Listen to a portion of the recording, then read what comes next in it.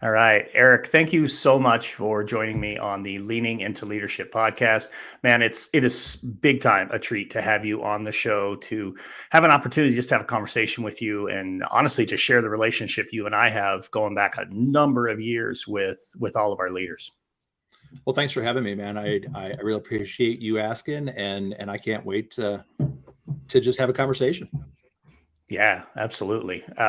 So, full disclosure for all of our listeners, Eric and I actually met on New Teacher Day in August of 1995 in Kingman, Arizona, and I'll spare you the entire story. I probably should be wearing this Iowa Hawkeyes hat for Eric instead of wearing my Jocelyn's Renaissance beanie, and we'll talk about why I'm wearing the beanie in a few minutes, but. Um, New Teacher Day, I walk in wearing a Wyoming polo because I'm a Wyoming kid. Backstory to that, Wyoming lost to Iowa in the Holiday Bowl in the very, very late 80s. Eric being the Iowa guy, I walk in. Nice Holiday Bowl is how I'm greeted by this person. And somehow, Eric, 27 years later, or whatever it is now, man, we continue to be like best friends. So stoked to have you on. Maybe even though I've given a little bit of background, tell our listeners who you are, what you're up to, where you're at.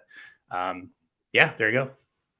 Yeah, so this is my 29th year in education. 25 of those have been in the state of Arizona, where I currently am at the Kingman Academy of Learning. I'm the executive director of a small charter school, actually one of the original charter schools in the state of Arizona, formed in 1995. But 29 years, the other 4 years, 2 of those in the great state of Iowa, and then 2 of those actually in Wyoming, where I was able to actually pick up some Wyoming memorabilia and bring that back. Flashing back to our first meet, and I'm actually surprised you still talk to me after the way that I greeted you that first day in 1995. But yeah, for sure. Yeah, It's burned into my memory. It really yeah. is. So I've been, I started my career teaching PE at in an elementary school after I moved to Arizona. And then I moved to the charter school where I was an athletic director and assistant principal. Then I moved to a intermediate level school, 3-5 school, where I was the principal. And then I moved to Wyoming. There was a guy up there that I knew. His name was Darren Peppard, who recruited me to move to Wyoming and be the activities director at Rock Springs High School. And one of the best hires I ever made, by the way. That was a really good move on my part. Well, and my boss up there is a pretty good guy too. And we actually, that was 2 of the best years of my career. I'm going to be honest with you. I mean, even though we actually go back and forth and say we had no idea what we were doing, that was a great place to be. That really was a great place to be, regardless of the weather. That was a great place to be. Then I moved back to Kingman, where I was lucky and blessed enough to be able to be taken back by Kingman Academy in a position of the curriculum director. And then I was a high school principal here, and now I'm the executive director. So I have worn a few hats in the past 29 years, but it has been wild. It's been great. It really has. Yeah, for sure. And, you touch on something that definitely the 2 years that you and I had the opportunity to work together at Rock Springs High School were, I think, at least for me, I don't know about from your perspective, when I think about leadership and I think about the evolution of me as a leader specifically, especially you came on my first 2 years as a principal. And I mean, to be frank, I was a hot mess. I really had this belief that I had to do it all, that I had to be, the omniscient member of the staff. And of course, learned, over time that was absolutely not true. But yeah, definitely those 2 years, I look back and think about the team of 4, the 2 of us, Mike and Matt, who were the other 2 that were part of the team. And they both got on to really good careers as well.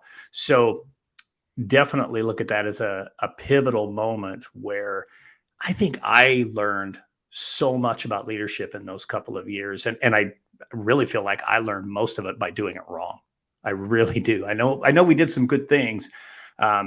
But But bringing you in, I thought was important because I needed somebody with experience in the role of being a principal, and definitely you helped me through that evolution. Well, and I feel the same way. And I came from a very small school district where we had 7 sports, and I walk into Rock Springs High School, and I think I know everything there is to know about activities and athletics. And I think my first event was a swim meet, and not much going on down here with that. So I had to learn very quickly on the fly how to run swim meets and things like that. And I learned and grew so much as a leader when I was up there, not just knowledge of athletics and knowledge of sports, but you gave me some responsibilities outside of the athletic arena that really helped me grow as a leader. And I really look back on that and appreciate that as well. Well, I think that's not just for me. I think for all leaders, it's important when you're working as part of a team that each of you are given opportunities or find opportunities where you can stretch and grow. And, typically the activities director is not involved a lot in, teacher evaluation as example, other than, maybe it's evaluate the coaches, evaluate the PE teachers. But, I've always felt like if you're going to be in an administrative role, you've got to shoulder a portion of the load when it comes to being an instructional leader. It can't just sit on one person's shoulders. It needs to belong to all. So I appreciate you bringing that up, because I think that's an important thing that gets missed in leadership frequently. We become rather siloed in the roles that we have and almost become fearful of crossing over, because we don't want to step in somebody's sandbox and make a mess. But really great leadership teams are going to have that ability to step outside of their comfort zones and grow together and be able to support each other. Absolutely. And that still goes on in schools. I mean, you walk into buildings where they are very departmentalized and they're not going above and beyond what their so-and-so called job description says. Well, that's not mine. But the more that you learn about all the different parts of leadership in any school, whether it's a high school, elementary school, whatever it is, I mean, obviously the better leader you're going to be. So, having those experiences have been huge for me. Yeah. So let's kind of build off of that a little bit and think about right now. Obviously, it's a tough time in education. There's no question about that. We're seeing pressures from the inside, pressures from the outside, in ways that honestly we've never seen before. And without getting into what's good about it, what's not good about it, what might be some of those challenges that you're seeing or you're feeling, be them from the inside or the outside, from the role you're in, and how are you addressing some of those challenges? Well, I mean, we don't want to talk for 45 minutes about COVID, but that has definitely been a challenge, and having to become an expert in virology has been difficult for every leader in the country. That's definitely a challenge. But you know what? We can sit here and we can dwell on how difficult COVID has made the last 2 years, but that's just not the only thing. I mean, I walked into a situation where I was able to take over this position from someone who had been in it for 25 years. And things have been done a certain way, not right or wrong, but a certain way. And I had all these grand plans, and we've had this conversation. I've had all these grand plans to make these changes, and guess what got in the way, And Yeah. that unfortunately was a big focus over the past year, to be able to not focus on that big piece of what COVID was doing to our schools and students. Are we in? Are we out? Are we A? Are we B? Whatever the case may be, but get back to what we should be focusing on. And that was making positive change throughout all of our schools, our entire school district here, there, wherever. And I found myself getting away from that and focusing more on, here we go again. Here's another spike in cases. We've got to leave and go home. And once again, all my plans are put to the side. Well, I had to make a choice. I cannot be the leader that I want to be by just focusing on that negative piece. I have to be a better leader. I have to start focusing on what we need to do to make change. So I sit down with my team, and that's the first thing you got to do is you can't do it yourself, Darren. I mean, let's be honest. You cannot do it Absolutely. yourself.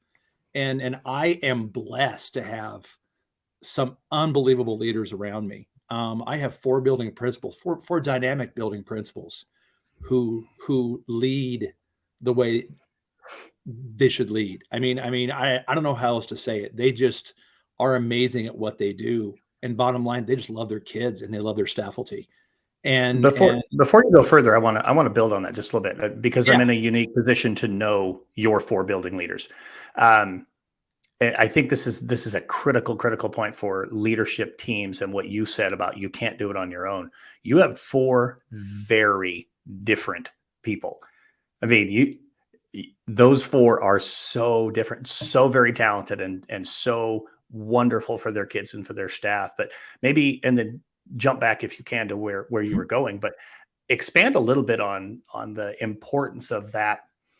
I don't want to use the word diversity because that's not quite right, but just each person being unique and what they bring to the table as part of your team.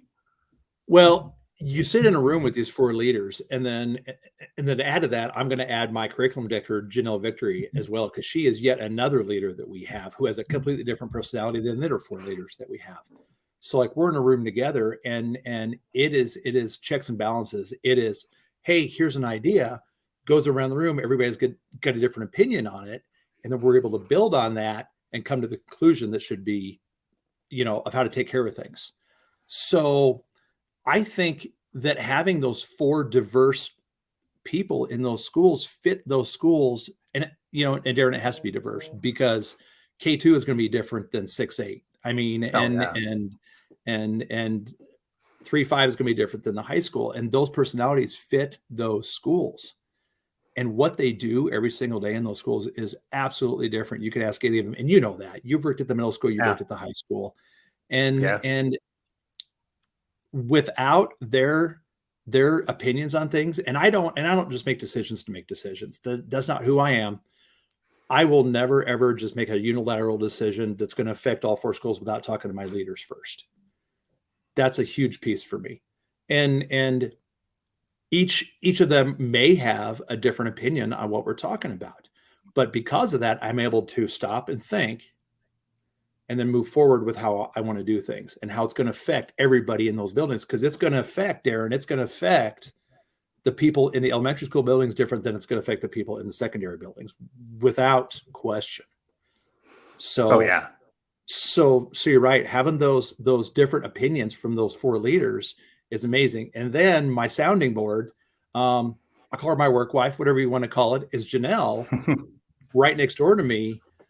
She is my voice of reason, and she is my barometer on making that change. So okay, we've had this conversation with the leaders. We go talk with Janelle, and we speak together as a team, and then we move forward from there. It is really awesome to be surrounded by these people because and you've known me a long time, I make decisions based on emotions sometimes, and a lot of us do. It's just building Sure. our DNA. And I've had to really look at that, reel that in, and talk to my people before I move forward on stuff. And that's just, and that's just something that I've had to learn. And the challenges the past 2 years have made me a better leader, to be honest with you. I mean, some people are bailing. There's a lot of people that are bailing. I saw recently that 10 superintendents in a state resigned in the past 4 days. That's the trend. People are getting out Yeah. of education.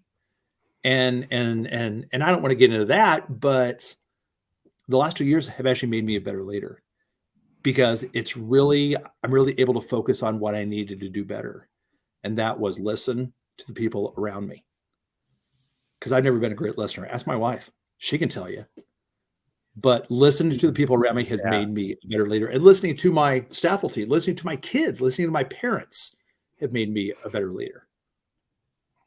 Yeah, absolutely. And I think that right there is the key is listening. I know you've heard me say this a handful of times, and it's something any leader that I'm coaching or school that I'm working with, something I stress all the time that you just hit without saying the exact words is listening is so very critical, but it isn't listening just to formulate a response. It's listening to hear them and to really understand where they're coming Absolutely. from. You and I have, we've had so many conversations over the last handful of this 2.5 years that was the pandemic. Pretty much, folks, just for full disclosure, Eric and I were probably on the phone 4 times a week, one of us calling the other, and it was never like an equal balance. It swung like a pendulum over, just frustrations, and you've got to have somebody to vent to, right? But during some of those conversations that we've had, where you've shared, the challenging parent or the difficulty with a member of your board or something along those lines, what you have done is you've always given them the space to truly be heard, not just listen to tell them why they're wrong. You truly listen to them. And I think that's something a lot of leaders, especially early career leaders, I know I struggled with this very early in my leadership career. You got to listen to really hear and understand. Don't spend the time formulating your response while they're talking. I think that's just such a critical thing. And I know it's something you do so very well and have grown and developed that skill a lot over the years. Well, and you and I have that in common. When I first became a leader, I would just fire back. And, we've all received those emails from whoever, whether it's a parent, whether it's a board member, whoever it is, that you just want to fire back, but all that's going to do is make things more difficult. So you want to really think about what you're going to say. Let them be heard. Just whether it's an email, whether it's someone who walks into your office that's angry right off the street in the morning, they just want to be heard, and you're not there to argue. You're there to listen. And man, I've had to learn that over the past 2.5 years. I mean, it's a lesson well learned, because without it, I would not have made it through the past 2.5 years, to be honest with you. And I know you and I, you're my sounding board, and I'm yours. And I remember even back when we were in Wyoming together, how many times we wanted to fire back at an email that we had gotten, but then we take a breath, we think about it, and we're like, yeah, let's give it a little time before we formulate a response. Always good advice. Just, take a beat. My trick, here you go. Pro tip for free. When you want to respond to one of those emails, go ahead and hit the reply button and then delete the person's name. Then type whatever you want, because you can't accidentally send it if there's no name in the to spot. Then when you're ready to really compose the right response, you delete all that stuff out of there. You write, that appropriate response. And listening to you talk made me think of a situation once when I was a superintendent. I had a parent, as actually a grandparent, came in, had scheduled an appointment with me. My HR director had no idea why this person wanted to meet with me. Soon as the person came in, I hadn't even sat down yet, and she had called me probably 7 different names using profanity. And I just said, stop, you can leave. You're not going to talk to me that way. And she did leave. And then she came back. She apologized. We sat down. We had a really good conversation. And at the end of the conversation, I remember asking her, what is it you would have me do? And she said, I don't know that I really want you to do anything. I just needed you to hear me. Like, that's Absolutely. cool. I appreciated that. And actually, she made some good points. But, me 15 years ago would have been, whoa, stop, leave. You can't talk to me that way, which, I think that's important for leaders to do. Just say, look, hey, there's some boundaries here. If you want to have a conversation, we can do that, but you can't speak to me that way. But then when she would have come back, I'd have said, nope, we're not talking, or I would have found a reason very quickly in the conversation to say, nope, here's why you're wrong. Now get out. But people just want to be heard, man. I think we all know that. And what it ties into, and this goes to the Renaissance beanie on my head right now. For those who are watching the feed on the YouTube channel, Eric, congratulations, was named the Jocelyn's Renaissance National Educator of the Month for this past month. Congratulations, buddy. That's Thanks, definitely something that's outstanding. And it feeds into where I want to go with this next question, which you talked about how over the last couple of years, you've grown tremendously as a leader, and you talked about really listening to people, and you talked about how intentional you are getting the voices from your leadership team. It all comes back to how I know you lead, which is with a culture first focus. So as I've traveled around the country this year, the schools that have really done well during the pandemic and haven't struggled as much, um, they had something in common, and that was they had a strong culture. They focused on that culture, and they were able to kind of leverage that to allow them to be successful. So, what are some of the things that you've been doing to keep that positive focus right at the forefront in your district? Because I mean, let's be frank, man, it's really tough around the country right now to Right. find positives. So what's the secret, man? Well, I mean, we've developed some traditions over the years, and we did not let those die during the pandemic. We did not stop doing rallies during the pandemic. We did not stop recognizing teachers and kids during the pandemic. We kept our traditions going. Those of you that follow me on Twitter, Facebook, whatever, once a month we recognize 4 people, 2 faculty, 2 students with a bowling pin, and we call it the Kingman Academy You Bowl Me Over Awards. We didn't stop that during the pandemic. We still nominated, voted on. I went to a kid's house to give him the bowling pin while we were out. You know, those are things that cannot stop. You cannot stop traditions, even during the insanity of the last 2.5 years. You just can't. It's so important. We are also very blessed here that I have 2 massively strong Renaissance leaders in my middle school and my high school, Judy Perrine at the middle school, and then Aaron Shears at the high school, who have constantly continued these programs so well. I mean, throughout the last 2 years, and the amount of recognition that they do of their faculty. I mean, I was just walking through the middle school today, and there are big Valentine's hearts on every teacher's door, and that's from Renaissance, and with their names on them and how much they love them and things like that. And at the high school, there's always recognition that are going on at the high school. They have a rally plan for the minute we get back from spring break, just to welcome the kids back from spring break. You know, and it, you guys, it's not hard. It's keeping a culture is not hard, because when you're intentional about recognition, and when you're intentional about making sure that people know that you love them and you hear them and you care about them, everything else is going to fall into place. I've told you this, Darren, I don't want to be the leader that sits behind my computer screen all day long. And every morning I'm in the parking lot greeting kids and parents every morning, rain or shine. And it doesn't rain in Arizona, so it's usually shine. That's a good point. So yeah. And no snow either. Occasionally, but not very often.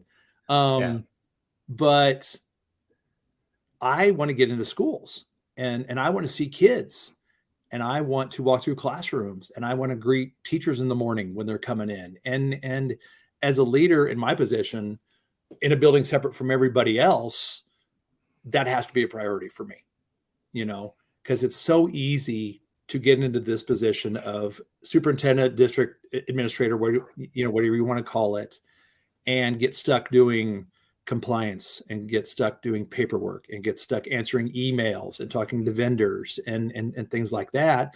And before you know it, the day's gone, and you haven't greeted a kid, talked to a single faculty member the entire day. That is not the person that I want to be as a leader. And keeping that culture, you know, is so important to me. I have had to be intentional, making sure that I get out of here and do that every single day. Try to visit all 4 schools every day. Even if it's to say hi to one teacher, it's better than nothing. Yeah, absolutely. I think the best leaders that I've had the opportunity to be around were always the leaders that were visible, that were accessible.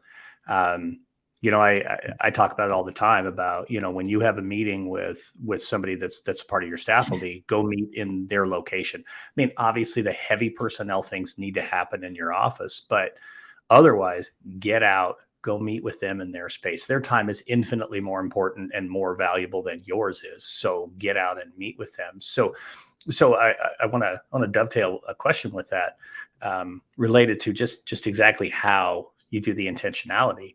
For me, I put it on my calendar. I mean, I was very intentional about that.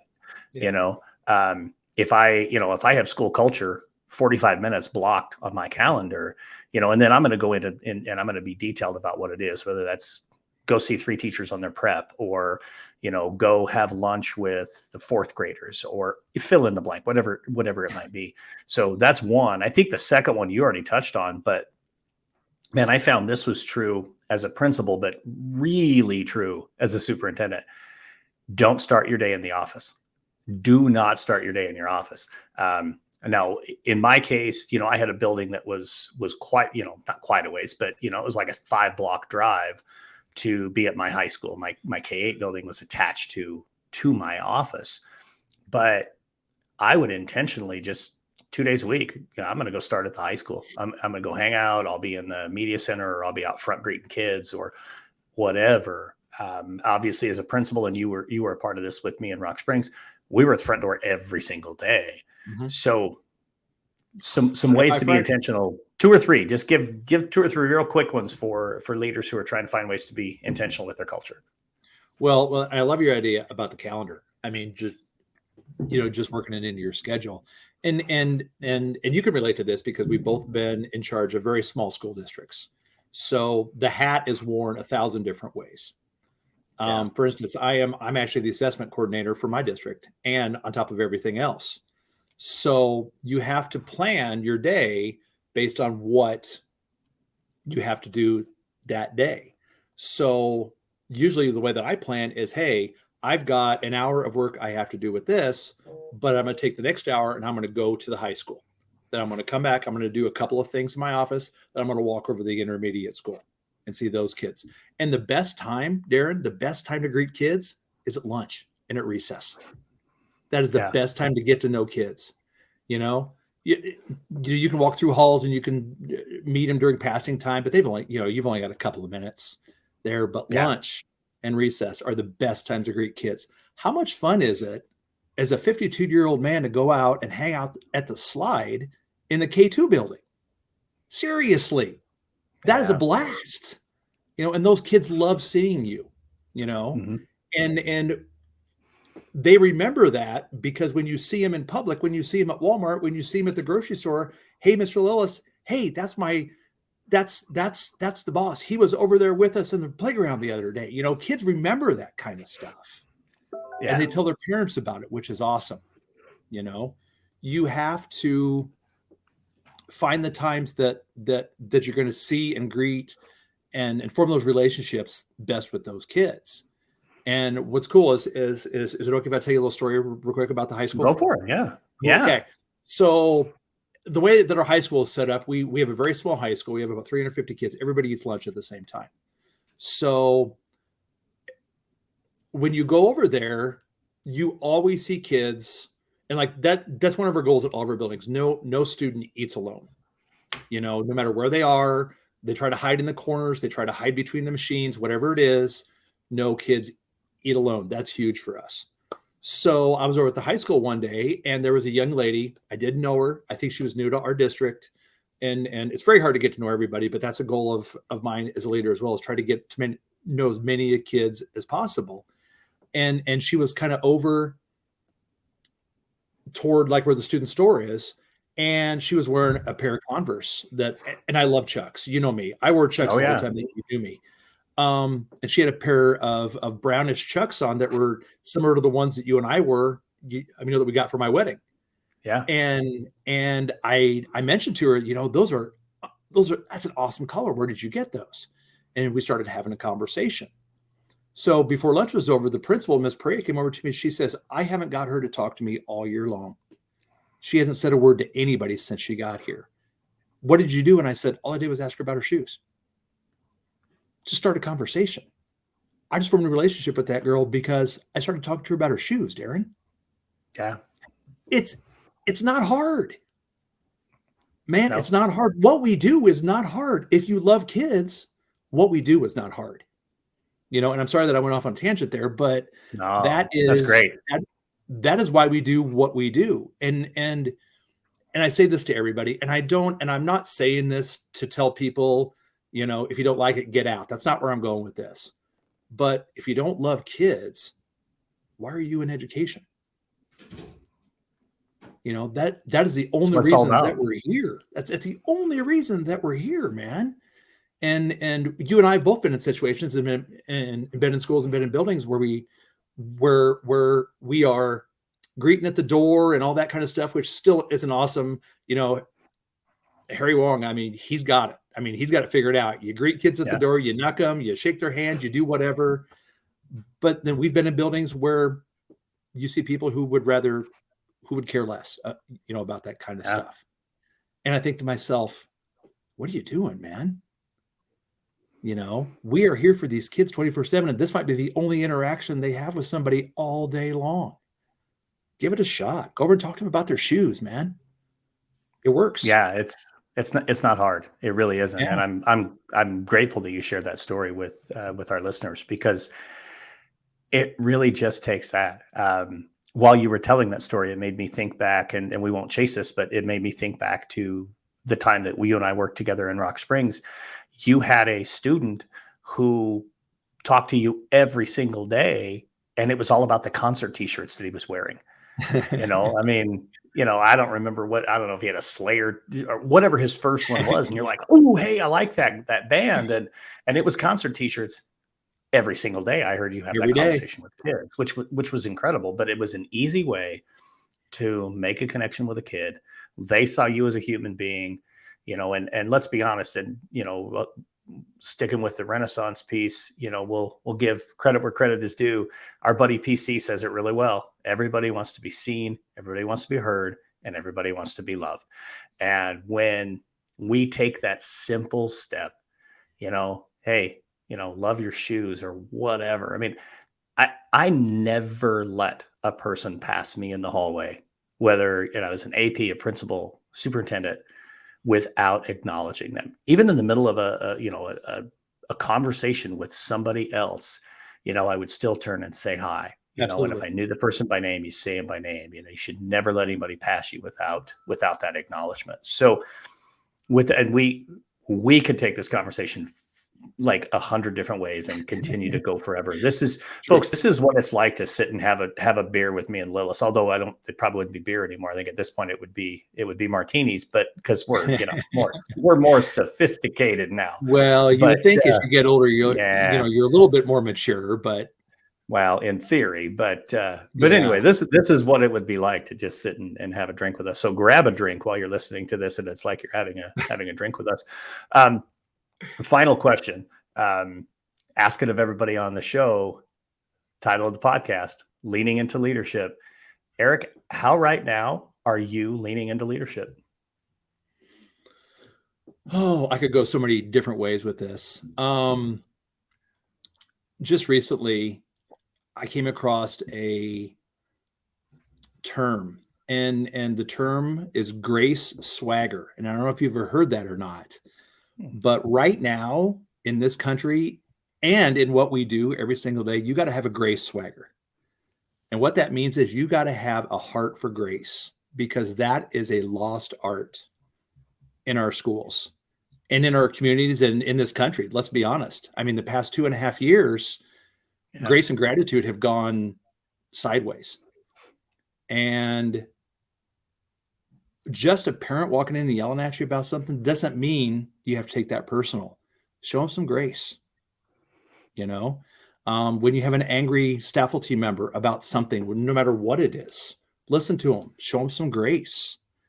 When you have a kid walk in without a pencil, seriously, show them some grace, because they're a kid. Exactly. Hand them a pencil. What was that we heard that one time? I think we were at a conference together, and somebody was angry at one of their kids. They got up and said, well, this kid didn't bring a pencil to class. So whoever was conducting the session said, hand him a pencil. Then give him a pencil. Yeah. Yeah. Show him some grace. Yeah, And you may not remember this story, but the first year I was in Rock Springs as the assistant principal, I did discipline and attendance, and the person that led the building by a mile in discipline referrals was sending kids to the office for not having a pencil. And I wow. finally went and gave him a couple boxes of pencils, and his response was, "What if I run out? Let me know. I'll bring you more. I know where they keep them." Give the kid a pencil. Go ahead. Sorry. Well, no, and everybody picks a word for the year. And last year my word was family. And you've seen our logo. I've got it plastered all over my emails. I got it plastered all over my schools. We are family. And yes, I picked a logo based on a 1979 disco song. However, It's that catchy. is how I want everyone to feel around here, that we are a family. And we're small enough that I think we can do that. And I really do feel that we have that here at Kingman Academy, is that we are a family. And families argue and families don't get along, but we need to show grace. It's going to make the year, it's going to make the school year, it's going to make our family run a lot smoother. So grace swagger, and grace is actually my word for the year. I started out Jan 1, and I told my wife, Samantha, she's like, "What's your word going to be?" And I thought about it like the entire day. She said, "You got to tell me by the end of the day, because it's January 1st. You got to tell me by the end of the day." And I had like 4 of them in mind. And I said, "Sam, this year it's going to be grace, because I've had to learn a lot of humility the past 2 years.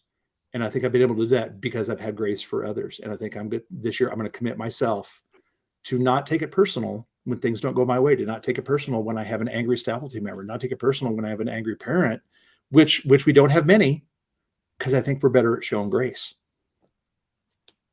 It's fantastic, man. I appreciate it so much. And, we could go on forever, but, I'm grateful to have the opportunity to share our conversation with others. I know people will come away with just tons and tons and tons of information from this conversation. I will share all of Eric's contact information in the show notes. I'll share with you a link to his school district where you can check out the We Are Family and everything that they are doing at Kingman Academy of Learning in Kingman, Arizona. Eric, thank you a million times over for being on the Leaning into Leadership podcast. Oh, thank you, Darren. Love you, brother. This was awesome. Right on, man. Love you, brother.